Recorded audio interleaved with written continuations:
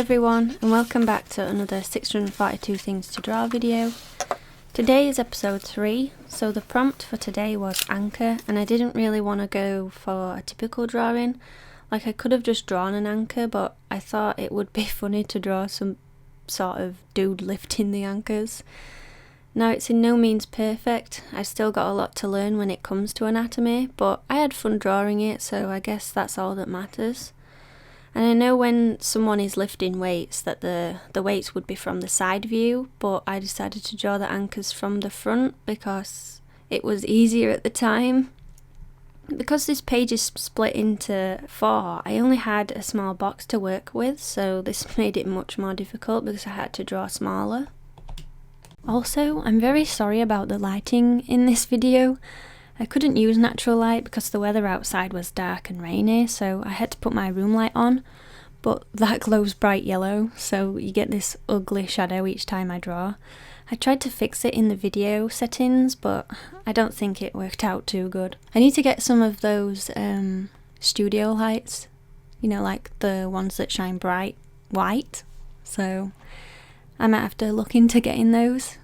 For today's episode, I am actually going to draw another prompt, which I'll reveal after this one. It's just because I drew this so small, I finished it quicker, and I wanted to make a longer video for you, so I thought I'd draw another one. Plus, I think we'd be here forever if we drew one prompt per episode. You'll see that I ended up putting my sketchbook underneath this page because it was flat on the desk, which made it harder to draw, because the other side of the book was higher up. I sort of wished I'd put a straight line down to begin with because he sort of looks a bit slanted, like he's about to fall over. But let's just imagine that one anchor is heavier than the other. Yeah, that's why I drew it like that. A quick rundown of the supplies I'm using. The pencil is a Staedtler mechanical pencil, 0.7, and then the pen I use to ink with is a Staedtler 0.3 fineliner. Again, I'm not sponsored, I just love their products. When I got to this point of the drawing, I was a little upset because I'd realised that drawing an anchor by itself would have been better because the box is so small. I don't really know why they made the box sizes different in this book. Well, I guess it's to fit all the prompts in. But yeah, it's because the anchors are cut off, and to me it just looks a bit odd. Oh well, I've learnt something for next time I draw a small box. I mean, the next time a small box comes along, which is the next one actually, which I'm going to do after this. His legs look a bit stubby to me. Maybe I drew them too short, or the shoes are wrong. I don't know. So yeah, like I said, this was just a silly idea I had in my head. I enjoyed drawing it. Not every piece in this book has to be amazing, I guess. Anyway, on to the next one. So the next prompt in this book was Skunk. I already had a few ideas on what to draw. One of them was someone being sprayed by a skunk saying, "My eyes." My eyes! But then I opted to draw the skunk from Bambi as I thought that would fit in the small box and it would be much easier.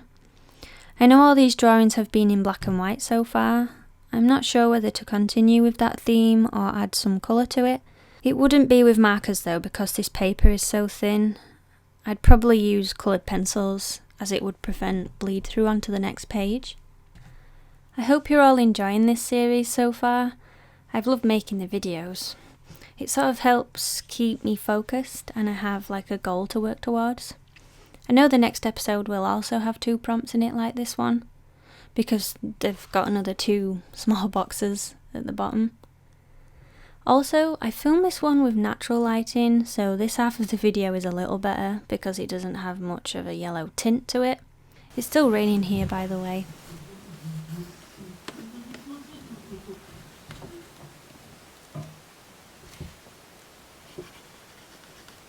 Yeah? No thanks. Positive yes, I don't want any. I'm not sure whether it would be better to warm up before drawing in this book, because I have just gone straight into drawing so far. I don't know whether it'll make a difference to my drawings though. Does anyone else warm up before drawing? Say you have a commission to do, would you just start drawing it or would you do a few sketches first? I think that would be quite interesting to know. because I've always just gone straight into it. When drawing now, I tend to try and use shapes and an action line because apparently that's supposed to help set you up for the drawing, like guidelines in a way. I've always wondered, you know when you draw something from reference, would you say it turns out in your style of drawing or exactly the same as the reference picture? Okay, so we're almost onto the inking part of the drawing. For this I'm using my Stablio ink pen, which I got from a cartoon museum, and it's definitely one of my favourite pens at the moment. It's super easy to use. I suppose I could talk a little bit about what I've been up to this week. So I decided to take part in the 100 Heads Challenge. For those who aren't aware, the 100 Heads Challenge is where you have 10 days to draw 100 heads. I must say I was a little apprehensive at first, but once I started, I loved every minute of it, and I'd highly recommend it. I also got a needle felt koala kit. I've never done needle felting before. I read the instructions that came with it, and well, it's supposed to be a beginner kit, but the instructions made no sense to me, so I'll have to have a look at YouTube videos. That's pretty much it really. I think Prompt Squad is the next video that will be released, and I'm super excited to show you what I've got planned for that one. Alright, so I'm gonna say that's it for the voiceover part.